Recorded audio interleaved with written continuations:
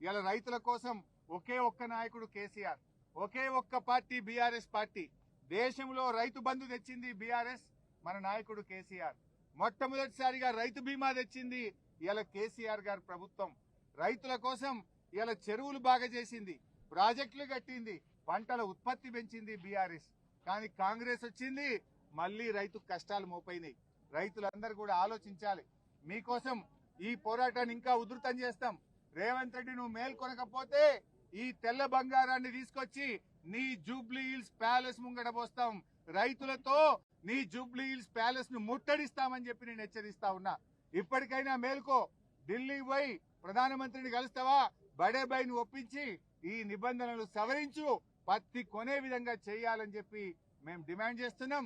ఇంకా మీరు మేల్కొనకపోతే రైతుల పక్షాన బీఆర్ఎస్ పార్టీ ఉద్యమాన్ని ఉధృతం చేస్తుందని చెప్పి కూడా ఈ సందర్భంగా రేవంత్ రెడ్డి ప్రభుత్వాన్ని హెచ్చరిస్తా ఉన్నాం.